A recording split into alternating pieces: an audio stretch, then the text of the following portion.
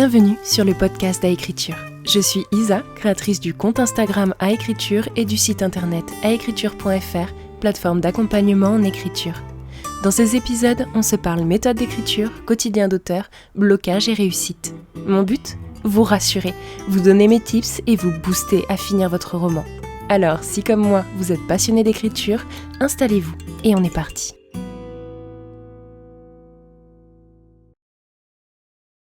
Hello!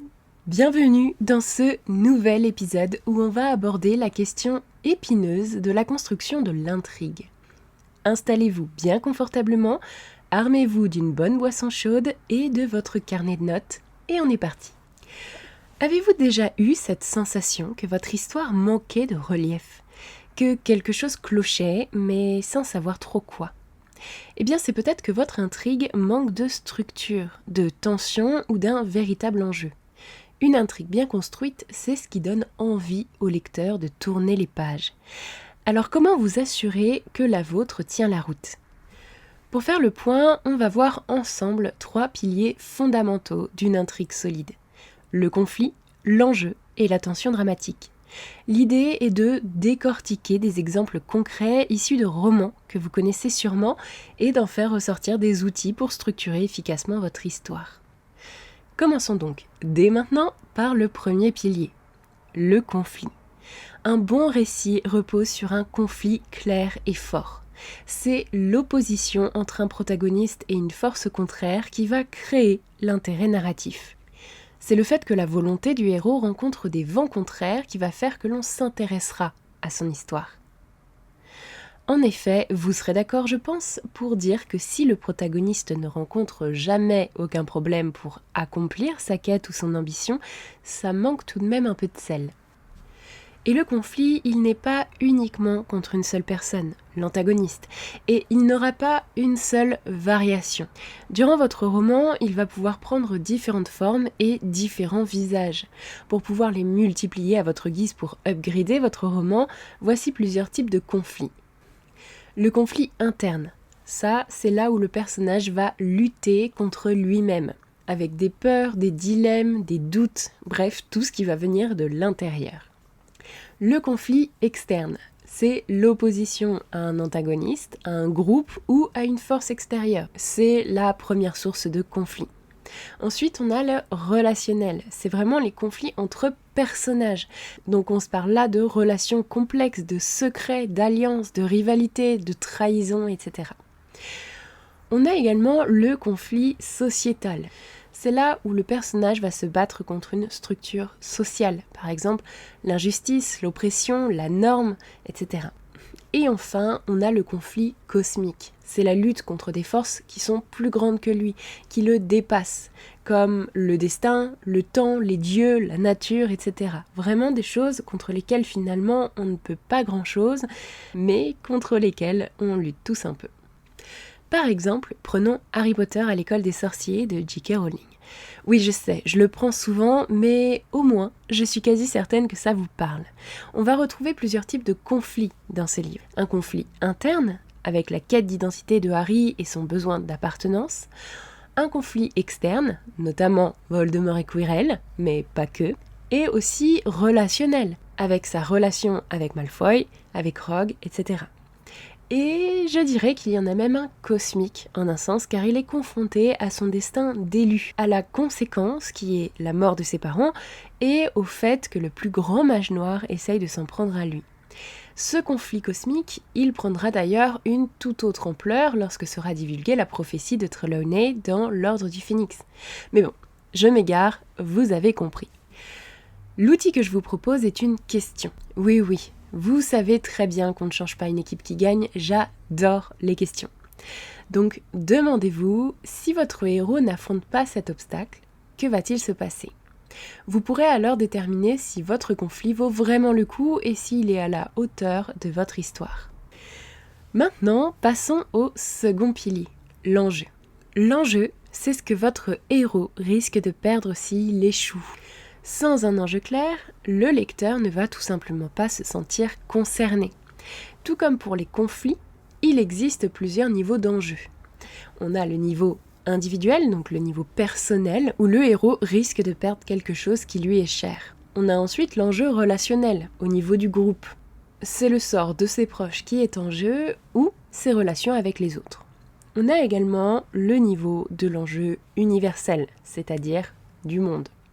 Là, on a un pacte vraiment plus large que le héros, ça le dépasse complètement, mais c'est vraiment le truc le plus épique que tu peux trouver. Par exemple, dans Le Seigneur des Anneaux de J.R. Tolkien, on retrouve un enjeu global ou universel qui est de détruire l'anneau sous peine de voir le monde sombrer dans le chaos.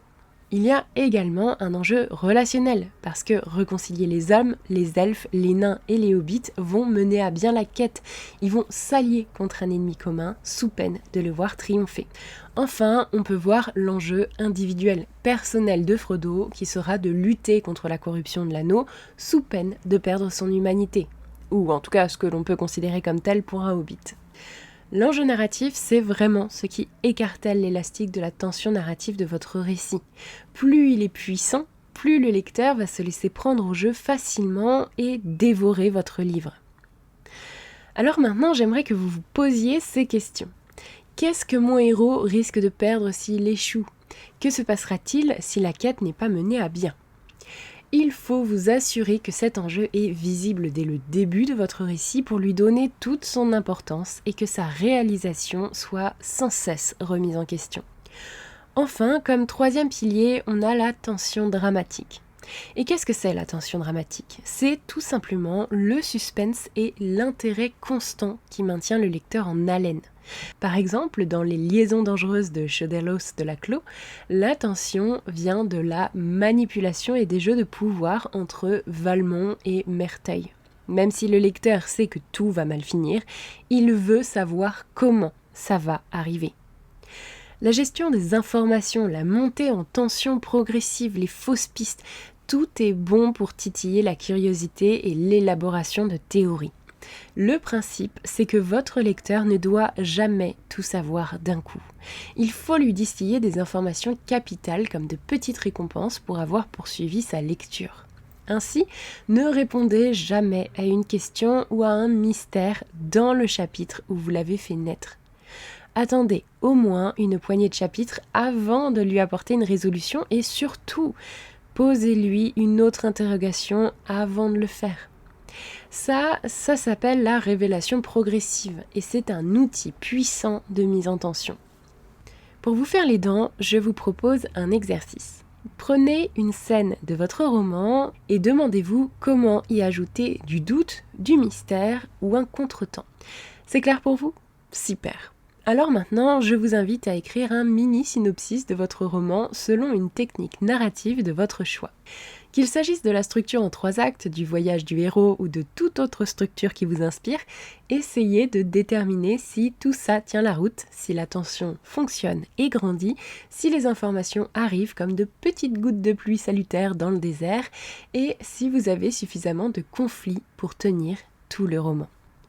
Cela devrait vous aider à y voir plus clair et à modifier ce qui doit l'être. Mais pour éviter tout ça dès le départ, je vous invite à suivre ce plan d'action facile en 5 étapes. Premièrement, vérifiez si votre conflit est clair et puissant. Demandez-vous ce qui empêche votre héros d'atteindre son but. Quelle émotion cela provoque-t-il en vous ? Deuxièmement, vérifiez si votre enjeu est engageant.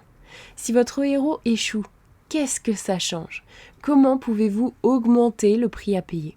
Et qu'est-ce qui serait insoutenable pour votre héros et le lecteur ? Troisièmement, ajoutez du suspense et du doute.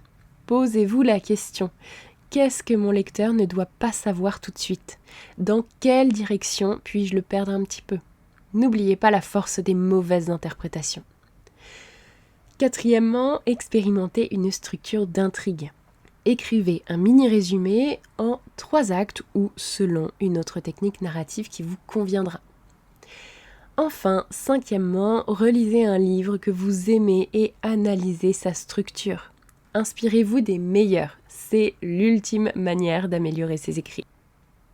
Voilà, vous avez maintenant les clés pour une intrigue puissante, un enjeu clair et une tension dramatique efficace. Rappelez-vous que l'écriture, c'est un mélange de technique et de créativité. Alors, Prenez bien le temps de tester, de structurer et d'améliorer votre intrigue. C'est la clé de voûte de votre roman, alors au moindre doute, il faut agir. Pour finir, je vous propose le meilleur des tests. Prenez votre histoire et résumez-la en 3 étapes clés. Le problème, les obstacles et la résolution. Comme ça, vous saurez tout de suite si votre histoire tient la route ou non. Et si vous êtes toujours avec moi, je vous remercie de m'avoir écouté et si cet épisode vous a fait prendre conscience de quelque chose, je vous invite à le partager. Comme toujours, abonnez-vous si ce n'est pas déjà fait et n'hésitez pas à laisser une note sur votre application d'écoute préférée. Sur ce, on se retrouve mercredi pour un prochain épisode. D'ici là, je vous souhaite une très agréable semaine. C'était Isa d'Aécriture, amour sur vous et écrivez bien.